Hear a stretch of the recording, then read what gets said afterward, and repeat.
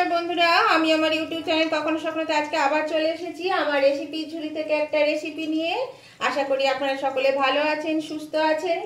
তো আজকে আমি আপনাদেরকে দেখাবো আর মাছের কাবাব। দেখুন এখানে আমি 5 পিস আর মাছ নিয়ে নিয়েছি। এই মাছগুলো ভালো করে ধুয়ে নিয়েছি। এই মাছটা আমি একটু সেদ্ধ করে নেব, মিনিট 3-4 মতন সেদ্ধ করে এই কাঁটাগুলো ছাড়িয়ে নেব। একটু একটু কাঁটা আছে, এমনিতে তো মাছে কাঁটা নেই, এই ধারে ধারে যে কাঁটাগুলো থাকে এইগুলো একটু ছাড়িয়ে নেব। তো চলুন আমি এটা সেদ্ধ করে নিই।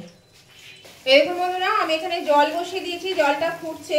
জলের মধ্যে আমি একটু নুন দিয়ে দিচ্ছি, 1/2 চামচ মতো একটু নুন দিয়ে দিলাম। এবার আমি এই মাছগুলো দিয়ে দেব। এই মাছগুলো এমনিতেই খুব নরম, তো সেই জন্য সেদ্ধ হতেও কিন্তু বেশি সময় লাগবে না, 4-5 মিনিটের মধ্যে সেদ্ধ হয়ে যাবে। তো চলুন এটা আমি সেদ্ধ করে নামিয়ে নিই। এই দেখুন বন্ধুরা, মাছটা সেদ্ধ হয়ে গেছে, খুব সুন্দর সেদ্ধ হয়ে গেছে একদম। এই দেখুন সেদ্ধ হয়ে গেছে। এনে তো কাটা নেই, এই যে এই কাটা মাছের শিরাটা এটা এরকম ছাড়িয়ে দেব। এই দেখুন ছেড়ে যাচ্ছে কি সুন্দর। এই যে এখানের এই কাটাটা এইভাবে এগুলো ছাড়িয়ে দেব। সামান্য একটু কাটা থাকে, সেই কাটাগুলো আমি ছাড়িয়ে দিচ্ছি, দিয়ে মাছটা চটকে নেব। বন্ধুরা, মাছটা সেদ্ধ করে আমি কাটা ছাড়িয়ে নিয়েছি। আর এখানে একটা আলু মাঝারি সাইজে সেদ্ধ করে নিয়েছি। আচ্ছা, এর মধ্যে দেব আমি একটু ঝাল অনুযায়ী লঙ্কা কুচি। যে যেমন ঝাল খাবেন ওরকম লঙ্কা কুচি দেবেন। দিয়ে দিলাম একটু স্বাদ অনুযায়ী চিনি। দিয়ে দিচ্ছি 1/2 চামচ নুন। এখানে আছে দেখুন পেঁয়াজ বাটা, একটা এরকম মাঝারি সাইজের পেঁয়াজ। এটাকে বেটে আমি পুরো জলটাকে মানে কাপড়ে করে চেপে একদম জল বার করে দিয়েছি, একদম শুকনো। এটা জল একদমই জল রাখা যাবে না। একই পদ্ধতিতে এই আর রসুন বাটা নিয়েছি প্রায় 1 চামচের মতন, 1.25 চামচ। এটাও তাই করেছি, জল ঝরিয়ে নিয়েছি। আর এখানে 1 চামচ আদা বাটা নিয়েছি, সেই আদাটারও জল ঝরিয়ে নিয়েছি আমি। এবার আমি এগুলো সব ভালো করে চটকে নেব। আগে আলুটা চটকে নেব। আলুটা এক পাশে আগে ভালো করে চটকে নিই, তারপরে এগুলোকে সব চটকে নেব।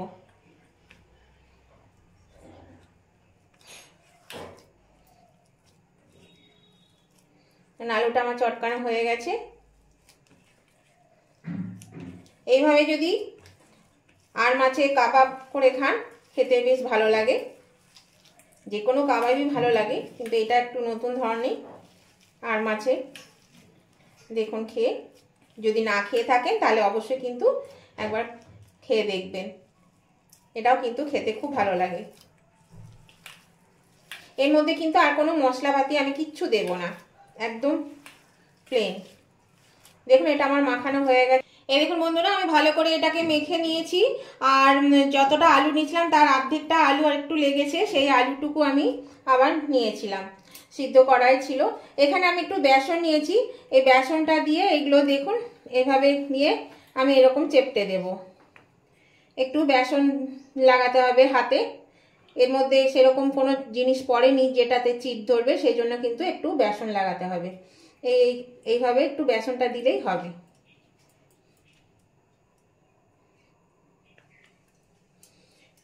এই যে এইভাবে আমি আবার আর একটা দেখিয়ে দিচ্ছি।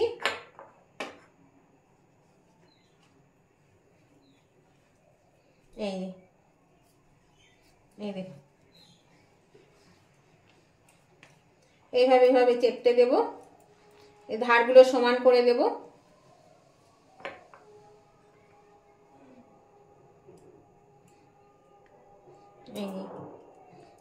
দেখুন এইভাবে আমি সবগুলো বানিয়ে নিচ্ছি।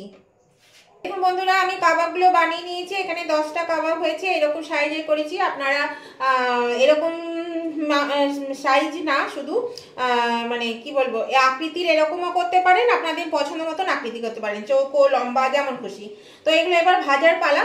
তো আমি এখন ভাজবো না, কাজটা সেরে স্নান টান করে এসে খাওয়ার আগে গরম গরম ভাজবো আর খাবো, সেই জন্য এখন আর ভাজছি না। এটা আমি ঢাকা দিয়ে রেখে দিচ্ছি। বন্ধুরা, আমি চলে এসেছি স্নান টান করে। এবার খাওয়ার সময় হয়ে গেছে, তো আমি এবার এই কাবাবগুলো ভেজে নেব। তো দেখুন আমি ফ্রাইং প্যানে তেল দিয়ে দিচ্ছি, তেলটা গরম হয়ে গেছে। আর আমি সর্ষের তেল দিয়েছি, আপনারা সাদা তেলেও ভাজতে পারেন। তো আমি এগুলো আস্তে আস্তে দিয়ে দিচ্ছি একটা একটা করে। ডুবু তেলেও ভাজতে পারেন, কম তেলেও ভাজতে পারেন, কোনো অসুবিধা নেই, যার যেমন খুশি সে সেরকম করে ভাজবেন। আর বন্ধুরা, আজকের এই রেসিপিটা যদি আপনাদের ভালো লেগে থাকে, নতুন বন্ধু যারা এখনো আমার চ্যানেলটা সাবস্ক্রাইব করেনি অথচ আমার রান্নাগুলো আপনারা দেখেন, তাদের কাছে আমার অনুরোধ, অবশ্যই কিন্তু সাবস্ক্রাইব করে আমার পাশে থাকবেন এবং পাশে থাকা বেলটা ক্লিক করে দেবেন, যাতে আমি আমার ভিডিও আপলোড করার সাথে সাথে আপনাদের মোবাইলে নোটিফিকেশন পৌঁছে যাবে আর সবার আগে আপনারা আমার ভিডিওগুলো দেখতে পারবেন। আর পুরনো বন্ধুদেরকেও বলছি এবং নতুন দুই বন্ধুদেরকেই বলছি, যদি আজকের রেসিপিটা আপনাদের পছন্দ হয়ে থাকে তাহলে কিন্তু দেখতে দেখতে লাইক দিতে ভুলে গেলে অবশ্যই লাইক করে দেবেন। আর আপনাদের বন্ধু বান্ধব আত্মীয় স্বজন সকলেই যাতে এই রেসিপিটা পেয়ে যায়, তার জন্য কি করতে হবে, প্রচুর পরিমাণে শেয়ার করে দিতে হবে। আর কেমন লাগলো সেটা জানাতে কমেন্ট করতে একদম ভুলবেন না, অবশ্যই কিন্তু মনে করে কমেন্ট করে দেবেন আজকের রেসিপিটা আপনাদের কেমন লেগেছে। তাহলে চলুন বন্ধুরা, আমি এটা ভেজে নিই।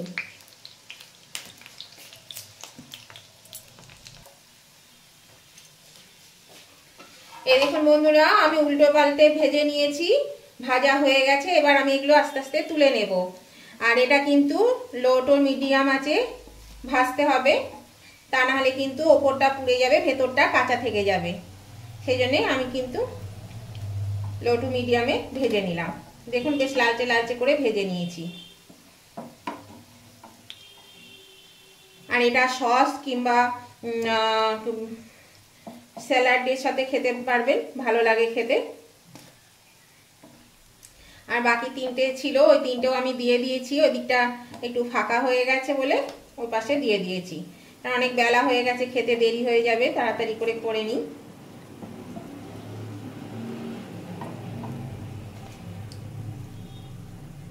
এগুলো এবার তেলের মধ্যে এদিকে দিয়ে দিই।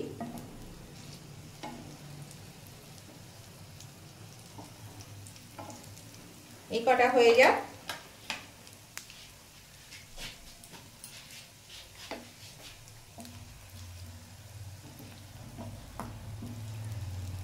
এই যে এক পিঠ একটু হয়ে এসছে, এটা উল্টে দিই। খুব আলতো করে কিন্তু নাড়তে হবে, না হলে কিন্তু ভেঙে যাবে।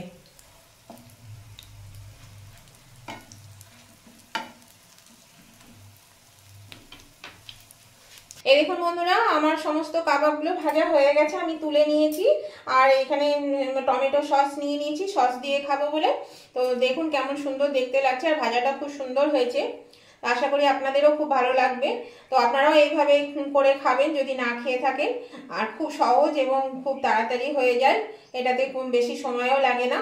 তাহলে এইভাবে অবশ্যই একবার ট্রাই করে দেখবেন। তাই নতুন বন্ধুরা যদি এখনো আমার চ্যানেলটা সাবস্ক্রাইব করে না থাকে তাহলে অবশ্যই সাবস্ক্রাইব করে আমার পাশে থাকুন, আর পাশে থাকা বেলটা অবশ্যই ক্লিক করে দেবেন। আর উভয় বন্ধুদেরকেই বলছি, আজকের রেসিপিটা আপনাদের ভালো লেগে থাকলে তাহলে অবশ্যই কিন্তু লাইক শেয়ার কমেন্ট করতে ভুলবেন না, লাইক শেয়ার কমেন্ট করে দেবেন। আর আমি আবার নতুন ধরনের ভিডিও নিয়ে আপনাদের কাছে চলে আসবো। আজকের মতো আমি ভিডিওটা এখানেই শেষ করলাম। Tata, bye bye.